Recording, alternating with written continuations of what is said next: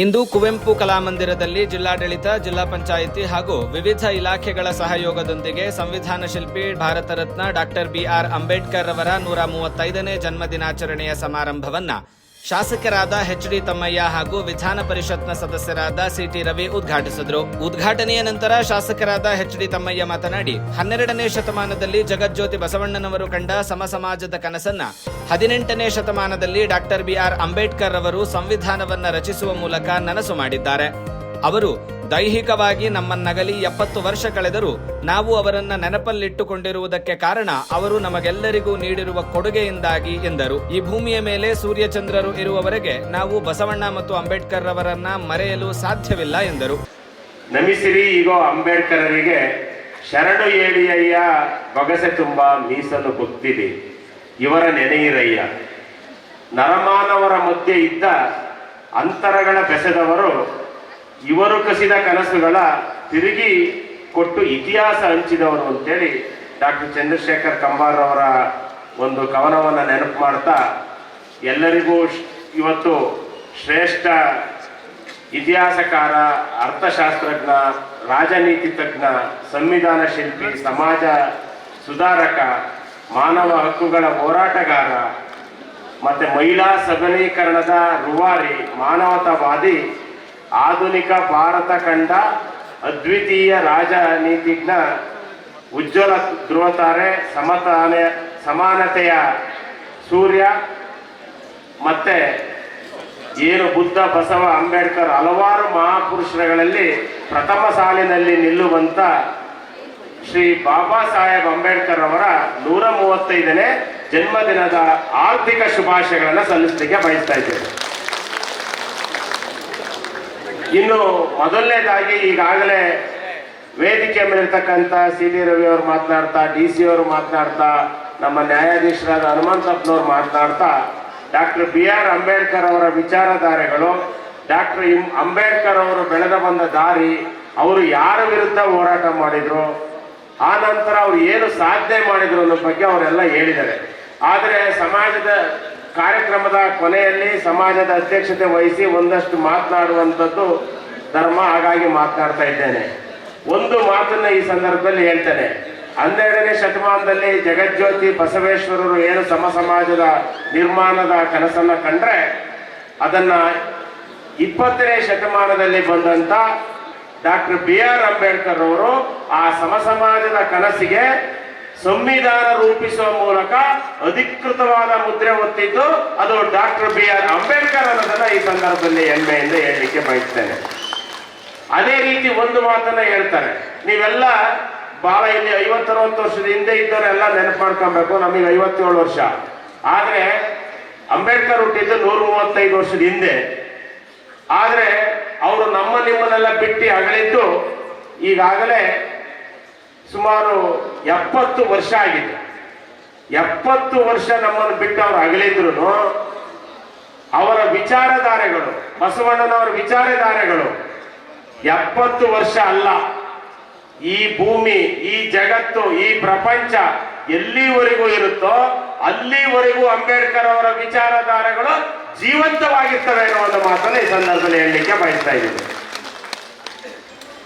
ಎಲ್ಲ ಹಿಂದೆ 12ನೇ ಶತಮಾನಕ್ಕಿಂತ ಮುಂಚೆ, ನಂತರ 20ನೇ ಶತಮಾನದಲ್ಲೆಲ್ಲ ಏನ್ ಹೇಳ್ತಾ ಇದ್ರು ಅಂದ್ರೆ, ಅವರು ಬಡವ ಆಗಿ ಹುಟ್ಟಿದ್ರೆ, ಶ್ರೀಮಂತ ಆಗಿ ಹುಟ್ಟಿದ್ರೆ, ಅಥವಾ ಒಂದು ಶೋಷಿತ ವರ್ಗದಲ್ಲಿ ಹುಟ್ಟಿದ್ರೆ, ಅಯ್ಯೋ ಏನ್ ಮಾಡೋದಪ್ಪ, ನನ್ನ ಹಣೆ ಬರ, ನಾನು ಹುಟ್ಟುಪಟ್ಟಿದ್ದೀನಿ ಅದರಲ್ಲಿ, ಅಥವಾ ನಾನು ಹುಟ್ಟುಪಟ್ಟಿದ್ದೀನಿ ಬಡವರಲ್ಲಿ, ನಾನು ಶೋಷಿತ ವರ್ಗದಲ್ಲಿ ಹುಟ್ಟುಪಟ್ಟಿದ್ದೀನಿ, ಇದು ನನ್ನ ಹಣೆ ಬರ ಅಂತ ಹೇಳ್ತಾ ಇದ್ರು.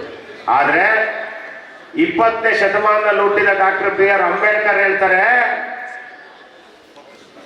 ನನ್ನ ಹಣೆ ಬರವನ್ನ ಯಾರೂ ಬರೆಯೋದಿಲ್ಲ, ನನ್ನ ಹಣೆ ಬರವನ್ನ ವಿಧಿ ಬರೆಯೋದಿಲ್ಲ, ನನ್ನ ಹಣೆ ಬರವನ್ನ ನಾನೇ ಬರೆದು ಉನ್ನತ ಸ್ಥಾನಕ್ಕೆ ಹೋಗ್ತೇನೆ ಅಂತೇಳಿ ಉನ್ನತ ಸ್ಥಾನವನ್ನು ಮುಟ್ತಾರೆ ಅನ್ನೋ ಡಾಕ್ಟರ್ ಬಿ.ಆರ್. ಅಂಬೇಡ್ಕರ್ ಅವರು. ಅದು ಅವರಲ್ಲಿದ್ದಂತ ಛಲ. ಆ ಛಲ ಮುಂದಿನ ನಮ್ಮ ನಾಡಿನ ಯುವ ಪೀಳಿಗೆಗೆ ಬರಬೇಕು ಅನ್ನೋ ದೃಷ್ಟಿಯಿಂದ ಕೇಂದ್ರ, ರಾಜ್ಯ ಸರ್ಕಾರ, ಜಿಲ್ಲಾಡಳಿತಗಳು ಈ ಅಂಬೇಡ್ಕರ್ ಜಯಂತಿ ಮಾಡೋದ್ರ ಮುಖಾಂತರ ಯುವ ಪೀಳಿಗೆಗೆ ಈ ಅಂಬೇಡ್ಕರ್ ಕಂಡಂತ ಕನಸು, ಅಂಬೇಡ್ಕರ್ ಕಂಡಂತ ವಿಚಾರಧಾರೆಗಳನ್ನ ಮುನ್ನಡೆಸ್ಕೊಂಡು ಹೋಗಬೇಕು ಅನ್ನೋ ಒಂದು ಸದುದ್ದೇಶದಿಂದ ಈ ಅಂಬೇಡ್ಕರ್ ಜಯಂತಿಯನ್ನ ಮಾಡ್ತಾ ಇದ್ದೇವೆ ಅನ್ನೋ ಒಂದು ಮಾತನ್ನ ಈ ಸಂದರ್ಭದಲ್ಲಿ ಹೇಳ್ತೇನೆ. ಅದರಲ್ಲೂ ಇಡೀ ಪ್ರಪಂಚವೇ ಮೆಚ್ಚುವಂತ, ವಿವಿಧತೆಯಲ್ಲಿ ವೈವಿಧ್ಯತೆಯನ್ನು ಹೊಂದಿರತಕ್ಕಂಥ, ಹಿಂದೂ, ಮುಸಲ್ಮಾನ್, ಕ್ರೈಸ್ತ, ಪಾರ್ಸಿ, ಸಿಖ್, ಜೈನ ಎಲ್ಲ ಧರ್ಮದನ್ನು ಒಳಗೊಂಡಂತ ಏಕೈಕ ರಾಷ್ಟ್ರ ಯಾವ್ದಾದ್ರು ಪ್ರಪಂಚದಲ್ಲಿದ್ರೆ ಜಾತ್ಯತೀತ ರಾಷ್ಟ್ರ ಅಂತ ಅದು ನಮ್ಮ ಭಾರತ ದೇಶ ಅಂತ ಹೇಳಲಿಕ್ಕೆ ಬಯಸ್ತೇನೆ. ಇಂಥ ಭಾರತ ದೇಶದಲ್ಲಿ ಧರ್ಮಾಧಾರಿತವಾಗಿ, ಸಂಸ್ಕೃತಿ ಆಧಾರಿತ ಮೇಲೆ ಸುಮಾರು 5-6 ವರ್ಷಗಳ ಇತಿಹಾಸವನ್ನು ಉಳ್ಳಂತ ದೇಶ ನಮ್ಮ ಭಾರತ ದೇಶ. ಹಾಗಾಗಿ ನಮ್ಮ ನೆಲೆ ಗಟ್ಟಿ ಇದೆ, ನಮ್ಮ ಭಾರತದ ದೇಶದ ನೆಲೆ. ಹಾಗಾಗಿ ಇಂಥ ಭಾರತ ಮಾತೆಯ ಸುಪುತ್ರರಾದ ಅಂಬೇಡ್ಕರ್ ಅವರು 20ನೇ ಶತಮಾನದಲ್ಲಿ ಭೀಮಾರವರ ದಂಪತಿಯವರ ಪುತ್ರರಾಗಿ ಜನಿಸಿದ ನಂತರ ಬಹುಶಃ ಅವರು ಇಲ್ಲಿರೋರು ಮಕ್ಕಳುಗಳಿಗಾಗಲೇ ಟೈಮ್ ಆಯ್ತು ಅಂತ ಹೊರಗೆ ಹೋಗಿದ್ದಾರೆ. ಯಾರಿಗೂ ನಾವು ಸರ್ಕಾರಿ ಶಾಲೆಯಲ್ಲಿ ಓದ್ತಾ ಇದ್ದೇವೆ ಅನ್ನೋ ಒಂದು ಅಂಜಿಕೆ ಇರಬಾರ್ದು ಅಂತ ಇಲ್ಲಿರೋ ಮಕ್ಕಳುಗಳು ಉಳಿದವರಿಗೆ ಹೇಳಿ. ಯಾಕೆ ಅಂತ ಹೇಳಿದ್ರೆ ಡಾಕ್ಟರ್ BR ಅಂಬೇಡ್ಕರ್ ಅವರು 12ನೇ ವರ್ಷದವರೆಗೂ ಹೈಸ್ಕೂಲ್ನವರೆಗೂ ಅವರು ಸರ್ಕಾರಿ ಶಾಲೆನಲ್ಲೇ ಓದ್ತಾರೆ. ಸರ್ಕಾರಿ ಶಾಲೆನಲ್ಲೇ ಓದಿದಾಗ ಅವರಲ್ಲಿರ್ತಕ್ಕಂಥ ಪ್ರತಿಭೆಯನ್ನ ಕಂಡು ಬರೋಡಾ ಅವತ್ತಿದ್ದಂಥ ಬರೋಡಾ ಮಹಾರಾಜರು ಅವರಿಗೆ ಮತ್ತೆ ಹೆಚ್ಚು ಓದಲಿಕ್ಕೆ ಅವರಿಗೆ ಸ್ಕಾಲರ್ಶಿಪ್ ಕೊಟ್ಟು ಕಳಿಸ್ತಾರೆ ಅಂಬೇಡ್ಕರ್ ಅವರಿಗೆ. ಆ ನಂತರ ಅವರು ಆರ್ಥಿಕ ತಜ್ಞರಾಗ್ತಾರೆ, ಇತಿಹಾಸ ತಜ್ಞರಾಗ್ತಾರೆ. ಆ ನಂತರ ಅವರು ಲಂಡನ್ನಿಗೆ ತೆರಳಿ ಅಲ್ಲಿ ಕಾನೂನು ವಿಭಾಗದಲ್ಲಿ ಬಹಳ ಉತ್ತಮ ರ್ಯಾಂಕ್ ಅನ್ನ ಗಳಿಸಿ ಕಾನೂನು ತಜ್ಞರಾಗಿ ವಾಪಸ್ ನಮ್ಮ ಭಾರತಕ್ಕೆ ಬಂದು ಅದೇ ಬರೋಡಾ ಮಹಾರಾಜರಿಗೆ ರಾಜಕೀಯ ಸಲಹೆಗಾರರಾಗಿ ಸೇರಿದಾಗ ಅವರು ಅನುಭವಿಸಿದ ನೋವನ್ನ ನಮ್ಮ ನ್ಯಾಯಾಧೀಶರಾದ ಸನ್ಮಾನ್ಯ ಹನುಮಂತಪ್ಪನವರು ಹೇಳಿದರು. ಮತ್ತೆ ಅದನ್ನ ಬಹಳ ವಿವರವಾಗಿ ಹೇಳಿದರು. ನೋವಲ್ವಾ? ಅಂಬೇಡ್ಕರ್ ಅವರ 12ನೇ ಶತಮಾನದಲ್ಲಿ ಹೋರಾಟ ಮಾಡಿದ್ದು ಯಾರ ವಿರುದ್ಧ? ಅಂಬೇಡ್ಕರ್ ಹೋರಾಟ ಮಾಡಿದ್ದು ಯಾರ ವಿರುದ್ಧ? ಅವರಿಗೆ ದೂರ ಇಟ್ಟಿದ್ದು ಯಾರು? ಇವತ್ತು ಯಾರು ಒಮ್ಮೆ ಇದು ನಿಮ್ಗೆಲ್ರಿಗೂ ಗೊತ್ತಿದೆ. ಕೆಲವರು ಹೇಳಿದ್ರು ನಮಗೆ ಬಹುಮತ ಬಂದ್ರೆ ಸಂವಿಧಾನವನ್ನ ಬದಲಾವಣೆ ಮಾಡ್ತೇವೆ ಅಂತ ಕೆಲವರು ಹೇಳಿದ್ರು. ನಾವು ಯಾರೇ ವ್ಯಕ್ತಿನ ದೂರದಿಲ್ಲ. ಆದ್ರೆ ಯಾರು ಸಂವಿಧಾನ ಬದಲಾವಣೆ ಮಾಡ್ತೀವಿ ಅಂತ ಹೇಳಿದ್ರು ಅವರು ಇವತ್ತು ದಿನಕ್ಕೆ 2 ಸಲ ಡಾಕ್ಟರ್ BR ಅಂಬೇಡ್ಕರ್ ಅವ್ರನ್ನ ನೆನಪು ಮಾಡ್ಕೊಂತ ಇದ್ರೆ ಅವ್ರಿಗೆ ಉಳ್ಗಾಲ ಇಲ್ಲ. ಹಾಗಾಗಿ ಅಂಬೇಡ್ಕರ್ನ ನೆನಪು ಮಾಡ್ಕೊಂಡಿದ್ರೆ ಉಳ್ಗಾಲ ಇಲ್ಲ. ಸಂವಿಧಾನವನ್ನ ಕೆಣಕಿದ್ರಂತೂ ಅವರಿಗೆ ಎಲ್ಲಿಗೆ ಹೋಗ್ತಾರೆ? ಪಾತಾಳಕ್ಕೆ ಹೋಗ್ಬಿಡ್ತಾರೆ. ಹಾಗಾಗಿ ಯಾರು ಸಂವಿಧಾನದ ವಿಷಯದಲ್ಲಿ ಕೆಣಕುವ ಧೈರ್ಯವನ್ನ ಯಾರು ಈಗ ಮಾಡ್ತಾ ಇಲ್ಲ, ಮಾಡಕ್ ಸಾಧ್ಯನೂ ಇಲ್ಲ. ಹಾಗಾಗಿ ಅಂತ ಸಂವಿಧಾನವನ್ನ ರಚನೆ ಮಾಡಿದಂತ ಡಾಕ್ಟರ್ BR ಅಂಬೇಡ್ಕರ್ ಅವರು ಬಹುಶಃ ಇವತ್ತು ನಾವು ವೇದಿಕೆ ಮೇಲೆ ಒಳ್ಳೊಳ್ಳೆ ಅಧಿಕಾರಿಗಳು, ಸಂಘಟನೆ ಮುಖಂಡರು ಕೂತಿದ್ದಾರೆ. ನಾನು CT ರವಿ ಅವರು ಶಾಸಕರಾಗಿದ್ದೀವಿ. ಅಂಬೇಡ್ಕರ್ ಅವರು ಸಂವಿಧಾನ ರಚನೆ ಮಾಡದೇ ಇದ್ರೆ ನಾವು ಇಲ್ಲಿ ಯಾರು ಕೂರ್ತಿರ್ಲಿಲ್ಲ, ನೀವು ಯಾರು ಈ ಸಮಾಜದ ಮುನ್ನೆಲೆಗೆ ಬರಕ್ ಆಗ್ತಾ ಇರಲಿಲ್ಲ. ನಾವಿಷ್ಟೆಲ್ಲ ಇದೀವಿ, ಸಮಾಜದ ಮುನ್ನೆಲೆಗೆ ನೀವು ನಾವೆಲ್ಲ ಶೋಷಿತ ವರ್ಗ ಬಂದಿದ್ದಾರೆ ಅಂದ್ರೆ ಅದಕ್ಕೆ ಕಾರಣ ಬಾಬಾ ಸಾಹೇಬ್ ಡಾಕ್ಟರ್ BR ಅಂಬೇಡ್ಕರ್ ಅನ್ನೋದನ್ನ ಮರಿಬಾರ್ದು. ಹಾಗಾಗಿ ಅದ್ರ ಜೊತೆ ಮಹಿಳೆಯರು, ಮಕ್ಕಳು ಹೊರಗಡೆ ಎದ್ದೋದ್ರು. ಮಹಿಳಾ ಸಬಲೀಕರಣ ಏನೇನು 12ನೇ ಶತಮಾನದಲ್ಲಿ ಬಸವಣ್ಣನವರು ಹೇಗೆ ಮಹಿಳೆಯರಿಗೂ ಸಮಾಜದಲ್ಲಿ ಸಮಾನತೆ ಸಿಗಬೇಕು ಅಂತ ಹೋರಾಟ ಮಾಡಿದ್ರು, ಅದೇ ರೀತಿ 20ನೇ ಶತಮಾನದಲ್ಲಿ ಸಂವಿಧಾನ ರಚನೆ ಮಾಡೋದಕ್ಕಿಂತ ಮುಂಚೆ ಅವತ್ತು ಮತದಾನ ಮಾಡುವ ಹಕ್ಕಿದ್ದು ಕೇವಲ ವಿದ್ಯಾವಂತರಿಗೆ ಮತ್ತೆ ದೊಡ್ಡ ದೊಡ್ಡ ಜಮೀನ್ದಾರಿಗೆ ಮಾತ್ರ ಮತದಾನದ ಹಕ್ಕಿತ್ತು. ಅವತ್ತು ಅವರು ಸಂವಿಧಾನ ಕರಡು ಸಮಿತಿ ಅಧ್ಯಕ್ಷರಾದಾಗ ಆ ಕರಡು ಸಮಿತಿಯಲ್ಲಿದ್ದಂತ ಕೆಲವರು ಕೇವಲ ಉಳ್ಳವರಿಗೆ ಮಾತ್ರ, ವಿದ್ಯಾವಂತರಿಗೆ ಮಾತ್ರ, ಪುರುಷರಿಗೆ ಮಾತ್ರ ಮತದಾನದ ಹಕ್ಕನ್ನು ಕೊಡಬೇಕು ಅಂತ ಪ್ರತಿಪಾದಿಸ್ತಾರೆ. ಆದ್ರೆ ಆ ಕರಡು ಸಮಿತಿ ಅಧ್ಯಕ್ಷರಾದ ಡಾಕ್ಟರ್ BR ಅಂಬೇಡ್ಕರ್ ಅವರು, ನಿಮಗೆಲ್ಲರಿಗೂ ಅರ್ಥ ಆಗುತ್ತೆ ಆ ಕರಡು ಸಮಿತಿಯಲ್ಲಿ ಉಳಿದ ಸದಸ್ಯರು ಯಾರಿದ್ರು ಅಂತ ಎಲ್ಲರಿಗೂ ಗೊತ್ತು ತಾನೆ? ಗೊತ್ತಿದೆಯಾ ಇಲ್ವಾ? ಗೊತ್ತಿದೆಯಲ್ವಾ? ಆದ್ರೆ ಅಷ್ಟು ಜನನ ವಿರೋಧ ಕಟ್ಕೊಂಡು ಅವತ್ತು ಎಲ್ಲರಿಗೂ ಒಂದು ಮತ ಅಂದ್ರೆ ಅದು ಬಡವನಿಗೂ ಒಂದೇ, ಶ್ರೀಮಂತನಿಗೂ ಒಂದೇ, ಓದಿದನಿಗೂ ಒಂದೇ, ಅವಿದ್ಯಾವಂತನಿಗೂ ಒಂದೇ, ಪುರುಷನಿಗೂ ಒಂದೇ, ಮಹಿಳೆಯರಿಗೂ ಒಂದೇ ಅಂತ ಮತವನ್ನ ಕೊಟ್ಟಿದ್ದು ಸಂವಿಧಾನದಲ್ಲಿ ಅದು ಡಾಕ್ಟರ್ BR ಅಂಬೇಡ್ಕರ್ ಅನ್ನೋದನ್ನ ನೀವು ನೆನ್ಪಿಟ್ಕೋಬೇಕು ಅಂತ ಈ ಸಂದರ್ಭದಲ್ಲಿ ಹೇಳ್ತೇನೆ. ಬಹುಶಃ ನಿಮಗೆ ಈಗಾಗಲೇ ಡಾಕ್ಟರ್ BR ಅಂಬೇಡ್ಕರ್ ಅವರ ಜೀವನದ ಪ್ರಮುಖ ಸಾಧನೆಗಳು ಏನು ಅಂತ ಹೇಳಿದ್ರೆ, ಅವ್ರದ್ದು ಇದ್ದಿದ್ದೇ ನಮ್ಮ ಭಾರತದಲ್ಲಿ ಒಂದು ಉತ್ತಮವಾದಂತ ಸಂವಿಧಾನ ರಚನೆ ಮಾಡಬೇಕು, ಸಂವಿಧಾನದಲ್ಲಿ ಸರ್ವಧರ್ಮ ಸಮಾನತೆ, ಅಲ್ಪಸಂಖ್ಯಾತರ ಹಕ್ಕುಗಳು, ಸಾಮಾಜಿಕ ನ್ಯಾಯ, ಆರ್ಥಿಕ ಸ್ವಾತಂತ್ರ್ಯದ ಬಗ್ಗೆ ಅವರು ಮಹತ್ವದ ಕೊಡುಗೆಯನ್ನು ಕೊಟ್ಟರು. ಅದನ್ನ ಈಗಾಗಲೇ ಸಂವಿಧಾನ ಪೀಠಿಕೆಯನ್ನು ನಮ್ಮ ಮುಖ್ಯ ಕಾರ್ಯದರ್ಶಿಗಳು ಓದುವ ಸಂದರ್ಭದಲ್ಲಿ ಅದರಲ್ಲಿ ಬಂತು. ಏನು ಸಾಮಾಜಿಕ, ಆರ್ಥಿಕ, ರಾಜಕೀಯ ನ್ಯಾಯ, ವಿಚಾರ ಅಭಿವ್ಯಕ್ತಿ ಸ್ವಾತಂತ್ರ್ಯದ ಬಗ್ಗೆ ಅವರು ಭಾರತದ ಸಂವಿಧಾನದ ಒಂದು ಪ್ರಸ್ತಾವನೆಯನ್ನ ಸಲ್ಲಿಸ್ತಾರೆ. ಈಗಾಗಲೇ ಸರ್ಕಾರ ಇಡೀ ರಾಜ್ಯದಲ್ಲಿ ಎಲ್ಲ ಶಾಲೆಗಳಲ್ಲಿ, ಸರ್ಕಾರಿ ಕಚೇರಿಗಳಲ್ಲಿ ಈ ಒಂದು ಪ್ರಸ್ತಾವನೆಯ ಮುಖಪುಟವನ್ನ ಎಲ್ಲ ಇಲಾಖೆ ಮತ್ತೆ ಶಾಲೆಗಳಲ್ಲಿ ಕಳಿಸಿರೋದೇನಕ್ಕೆ ಅಂತ ಹೇಳಿದ್ರೆ, ನಮ್ಮ ಮುಂದಿನ ಯುವ ಪೀಳಿಗೆ ಏನು ಶಾಲೆಗೆ ಹೋಗ್ತಾರೆ, ಸರ್ಕಾರಿ ಕೆಲಸಕ್ಕೆ ಹೋಗ್ತಾರೆ, ಅವರು ಒಮ್ಮೆನಾದ್ರೂ ಈ ಡಾಕ್ಟರ್ BR ಅಂಬೇಡ್ಕರ್ ಅವರ ಸಂವಿಧಾನದ ಒಂದು ಪ್ರಸ್ತಾವನೆಯನ್ನ ಓದಿದ್ರೆ, ಬಸವಣ್ಣನವರ ಒಂದು ವಚನವನ್ನ ಓದಿದ್ರೆ ಖಂಡಿತ ಈ ದೇಶದ ಸುಸಂಸ್ಕೃತ ಪ್ರಜೆಗಳಾಗ್ತಾರೆ ಅನ್ನೋ ಒಂದು ಉದ್ದೇಶದಿಂದ ಸರ್ಕಾರ ಈ ಕೆಲಸ ಮಾಡಿದೆ ಅನ್ನೋದನ್ನ ಈ ಸಂದರ್ಭದಲ್ಲಿ ಹೇಳಲಿಕ್ಕೆ ಬಯಸ್ತಾ ಇದ್ದೇನೆ.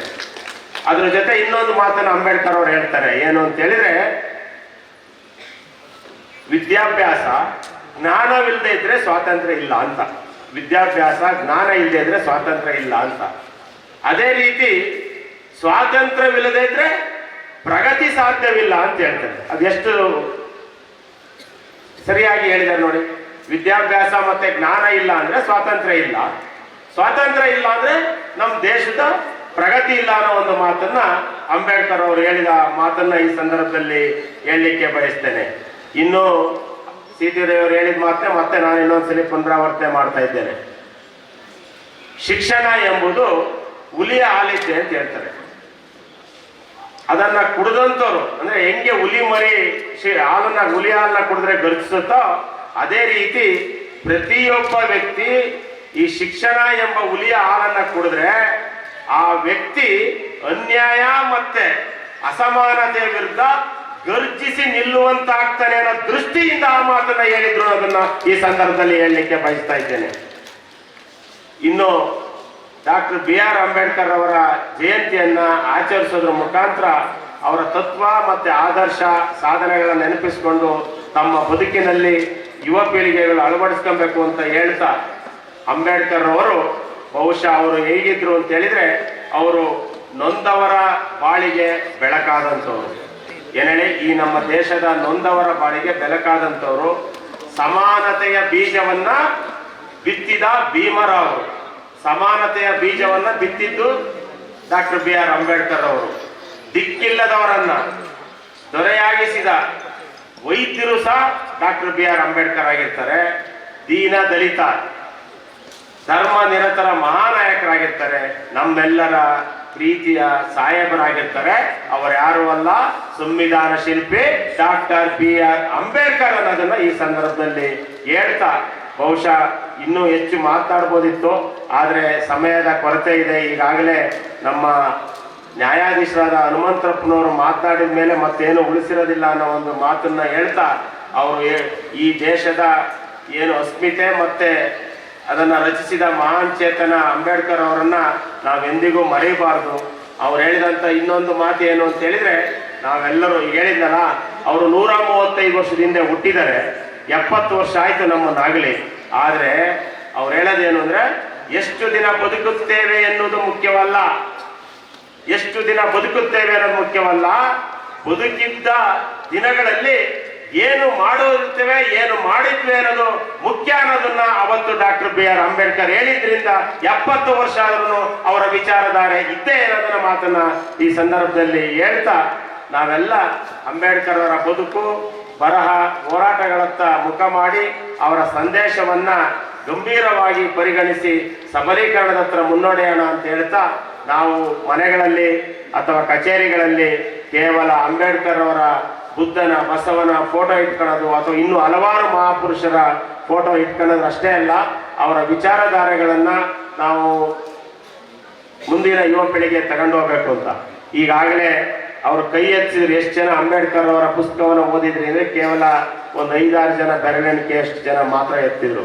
ಅದಲ್ಲ, ಈಗಾಗಲೇ ನಾವು ಮಕ್ಕಳಿಗೆ ಶಾಲೆಯಲ್ಲಿ ಏನು ವಿಚಾರ ಶೈಕ್ಷಣಿಕ ಪುಸ್ತಕಗಳನ್ನು ಓದಿಸ್ತಾರೋ, ನಾವು ರಾಜಕಾರಣಿಗಳು, ಜನಪ್ರತಿನಿಧಿಗಳು, ಯಾರೇ ಆಗಲಿ, ನಾನೇ ಆಗಲಿ, ಅವರೇ ಆಗಲಿ, ನಾವು ಸರ್ಕಾರದ ಮಟ್ಟದಲ್ಲಿ ಒತ್ತಡ ಹಾಕಿ ಪ್ರತಿ ಹೈಸ್ಕೂಲ್ನಲ್ಲೂ ಒಂದು ಪಠ್ಯ ಪುಸ್ತಕದಲ್ಲಿ ಅಂಬೇಡ್ಕರ್ ಅವರ ವಿಚಾರಧಾರೆ ಇತಿಹಾಸವನ್ನ ಕಡ್ಡಾಯವಾಗಿ ಓದಿಸ್ಬೇಕು ಅನ್ನೋ ಒಂದು ಒತ್ತಡವನ್ನ ಸರ್ಕಾರದ ಮೇಲೆ ನಾವು ಹಾಕ್ಬೇಕು ಅನ್ನೋ ಮಾತನ್ನ ಹೇಳ್ತಾ, ವಿಧಾನ ಪರಿಷತ್ ಸದಸ್ಯರಾದ CT ರವಿ ಮಾತನಾಡಿ, ನಾವೆಲ್ಲರೂ ಸಂವಿಧಾನದ ಲಾಭವನ್ನ ಪಡೆದುಕೊಂಡಿದ್ದೇವೆ.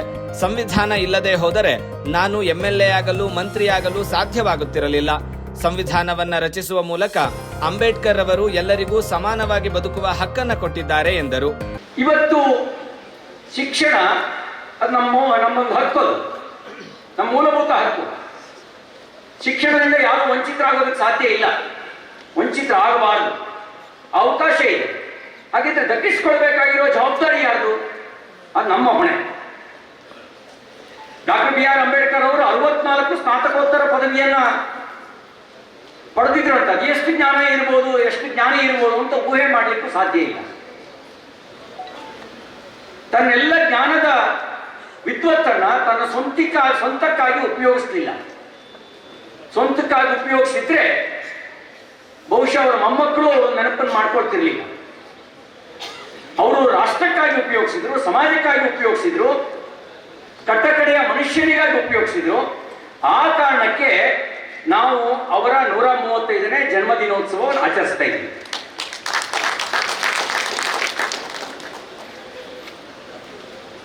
ಸಂವಿಧಾನದ ಲಾಭವನ್ನು ನಾವೆಲ್ಲರೂ ಪಡೆದಿದ್ದೀವಿ. ಸಂವಿಧಾನದ ಲಾಭ ನಮಗಿಲ್ಲದೆ ಇದ್ರೆ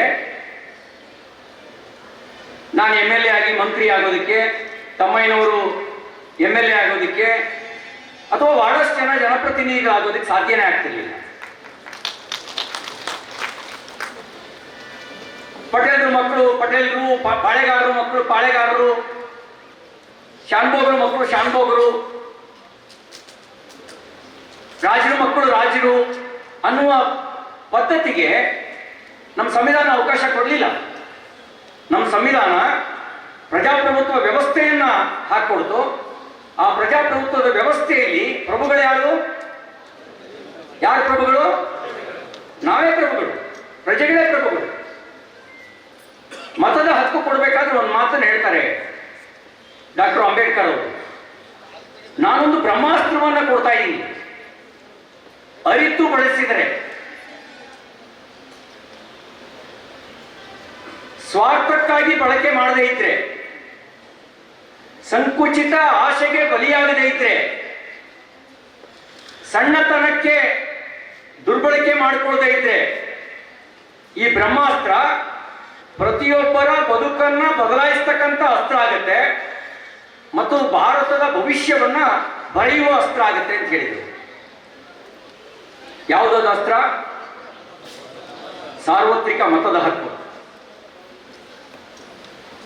ಇಲ್ಲಿ ಜಾತಿ ಮೇಲೆ ಮತ ಇಲ್ಲ, ಜಾತಿ ಮೇಲೆ ಟಿಕೆಟ್ ಕೊಡುವಂತ ಪಕ್ಷಗಳಿದ್ದಾರೆ.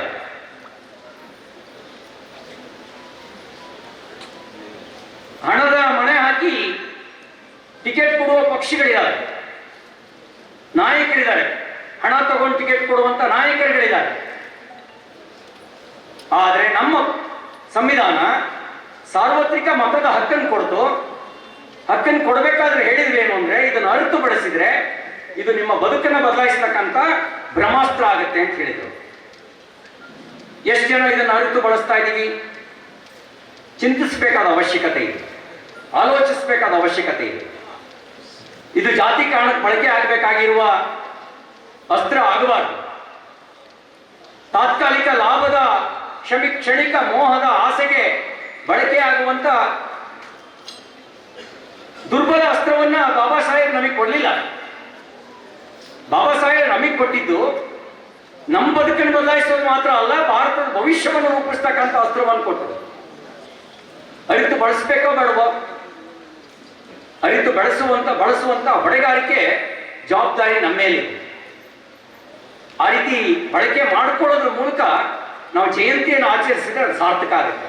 ಕಾರ್ಯಕ್ರಮದಲ್ಲಿ ಸಿಡಿಎ ಅಧ್ಯಕ್ಷರಾದ ಮಂಜೇಗೌಡ, ಜಿಲ್ಲಾಧಿಕಾರಿಗಳಾದ ನಾಗರಾಜ್, ಜಿಲ್ಲಾ ಪಂಚಾಯತ್ ಸಿಇಒ ಕೀರ್ತನ, ಹಿರಿಯ ಸಿವಿಲ್ ನ್ಯಾಯಾಧೀಶರಾದ ವಿ ಹನುಮಂತಪ್ಪ ಸೇರಿದಂತೆ ಅನೇಕರು ಉಪಸ್ಥಿತರಿದ್ದರು. ಐಸಿರಿ ಟುಡೇ, ವಾಯ್ಸ್ ಆಫ್ ಡೆಮೋಕ್ರಸಿ.